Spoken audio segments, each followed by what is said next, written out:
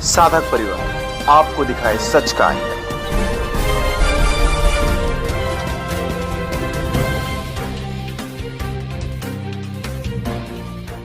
और श्राद्ध की बड़ी भारी महिमा है। श्राद्ध करने से हमारे कुल में, खानदान में उत्तम आत्माओं का जन्म होता है। तो बापूजी के अभी जिन्होंने दर्शन नहीं किए वो लोग भी आके यहाँ पे अपने पितरों की सदगति के लिए बहुत अच्छे से श्राद्ध विधि करते हैं और बहुत संतुष्ट होकर जाते हैं। अनुभवी ब्राह्मणों को बुलाया जाता है और विधि सहित श्राद्ध किया जाता है। तो पूरी व्यवस्था आश्रम के द्वारा बहुत सुंदर व्यवस्था की जाती है कि कोई भी उसमें कमी ना रह जाए। लेकिन एक मैं प्रार्थना जरूर करूंगा, जो भी आपके वीडियो के माध्यम से सुनेंगे, थोड़ा हमको पहले आप बता दें ना, तो व्यवस्था करने में अच्छा रहता है। तो डिस्प्ले पर जो हमारे जो संपर्क कार्यालय का नंबर है उसमें एटलीस्ट आप कहाँ से आ रहे हैं और कितनी संख्या में आ रहे हैं, उस दिन सुबह आएंगे तो हमको संख्या ज़रूर भेज दें, तो जानकारी रहे कि संख्या कितनी होती है, तो व्यवस्था आपको अच्छे से अच्छी मिले। आप भी आएँ और जो आपके परिचित में और भी श्रद्धालु भक्त हैं उनको भी लाएं ताकि उनके भी पितरों की सदगति का उनको लाभ मिले।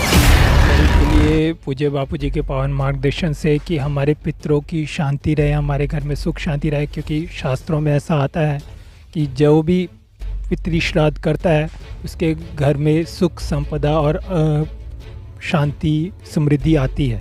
तो बापूजी के पावन मार्गदर्शन से पूरे देश भर के जितने भी आश्रम हैं लगभग सभी में सर्वपितृ अमावस्या का श्राद्ध होता है और विशेष रूप से यहाँ सूरत आश्रम में तो संख्या हजारों में होती है।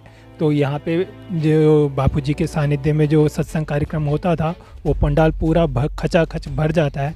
आज भी वैसे ही लोग श्रद्धा भक्ति से अपने पितरों की सदगति के लिए श्राद्ध विधि करते हैं। यहाँ 14 तारीख को यहाँ कार्यक्रम रहेगा। बिल्कुल रहेगा। श्राद्ध के बारे में जैसे बापूजी ने बताया, सत्संग में भगवान रामचंद्र जी भी श्राद्ध करते थे, हमारे पूज्य बापूजी भी श्राद्ध करते हैं और श्राद्ध की बड़ी भारी महिमा है। श्राद्ध करने से हमारे कुल में, खानदान में उत्तम आत्माओं का जन्म होता है और उत्तम आत्माएं हमारे कुल खानदान में आती हैं।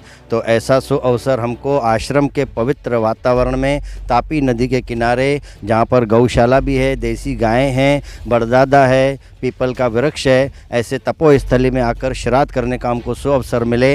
हम 15 दिन श्राद्ध, हमारे पूर्वजों का किसी का कोई जाता है तो उनका हम श्राद्ध करते हैं, तो उसमें कोई गलती रह जाती है, कुछ रह जाता है, कोई कमी रह जाती है, हम पूरी नहीं कर पाते हैं या कुछ भूल चूक हो जाती है, तो सर्वपितृ अमावस्या जो 14 अक्टूबर को आ रही है उस दिन श्राद्ध आश्रम में आके करके उनकी भी क्षमा याचना की जाती है, पिंडदान भी किए जाते हैं, अनुभवी ब्राह्मणों को बुलाया जाता है और विधि सहित श्राद्ध किया जाता है। आश्रम में इतनी सुंदर व्यवस्था होती है कि आप बिल्कुल सहज, कई बार क्या हम पूरी सामग्री उचित ढंग से इकट्ठी नहीं कर पाते या पूरे शास्त्रों का अध्ययन हमने नहीं किया हो, तो पूरी व्यवस्था आश्रम के द्वारा बहुत सुंदर व्यवस्था की जाती है कि कोई भी उसमें कमी ना रह जाए और पूरी तरह से जो भी आते हैं, इवन जो बापूजी के अभी जिन्होंने दर्शन नहीं किए वो लोग भी आके यहाँ पे अपने पितरों की सदगति के लिए बहुत अच्छे से श्राद्ध विधि करते हैं और बहुत संतुष्ट होकर जाते हैं। जिनको मतलब इसमें भाग लेना हो, श्राद्ध विधि में आना हो, तो कैसे वो संपर्क करेंगे, कैसे आ सकेंगे? यहाँ पे जो डिस्क्रिप्शन में नंबर्स दिए हुए हैं, एड्रेस दिया हुआ है, लोकेशन दिया हुआ है, आप उसमें आ सकते हैं। आप भी आएँ और जो आपके परिचित में और भी श्रद्धालु भक्त हैं उनको भी लाएं ताकि उनके भी पितरों की सदगति का उनको लाभ मिले। तो महेश भाई, कोई भी आना चाहे आ सकता है? बिल्कुल, कोई भी आना चाहे आ सकता है, लेकिन एक मैं प्रार्थना जरूर करूंगा, जो भी आपके वीडियो के माध्यम से सुनेंगे, थोड़ा हमको पहले आप बता दें ना, तो व्यवस्था करने में अच्छा रहता है। होता क्या है, ये 15 दिन पहले से ही पर्चियाँ बट रही हैं, 20 दिन पहले से बट रही हैं, लेकिन श्राद्ध के दिन सुबह ही कई लोग आके और मांगते हैं पर्चियाँ, तो उस समय चीज़ लाने में, वस्तु लाने में दिक्कत आती है, कोई चीज़ कम ज़्यादा हो सकती है, तो इसलिए हमारे को व्यवस्था में आपका सहयोग चाहिए। आप पहले से ही पर्चियाँ कटा दो ताकि यहाँ पर पता चल सके कि कितनी संख्या आती है और आपकी ही उसमें व्यवस्था करने में हमको सहयोग मिलेगा, तो आपकी व्यवस्था सुंदर और अच्छी होगी और किसी चीज़ की कोई कमी नहीं होगी। भोजन बनाने के समय भी पता चल जाएगा भाई कितनों का भोजन बनाना है, तो भोजन कम नहीं पड़ेगा, सामग्री कम नहीं पड़ेगी।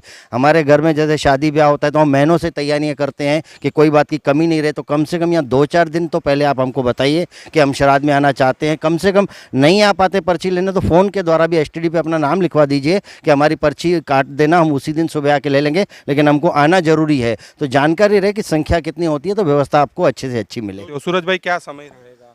समय रहेगा सुबह 8 बजे से लाइन शुरू हो जाएगी। तो जैसे महेश भाई ने बताया, बहुत सुंदर सुझाव है कि आप यदि आएँ तो बहुत सुंदर बात है। यदि आप नहीं आ सकते तो डिस्प्ले पर जो हमारे जो संपर्क कार्यालय का नंबर है उसमें एटलीस्ट आप कहाँ से आ रहे हैं और कितनी संख्या में आ रहे हैं, कुछ दिन सुबह आएंगे तो हमको संख्या ज़रूर भेज दें ताकि आपकी व्यवस्था करने में हमको सुविधा रहे।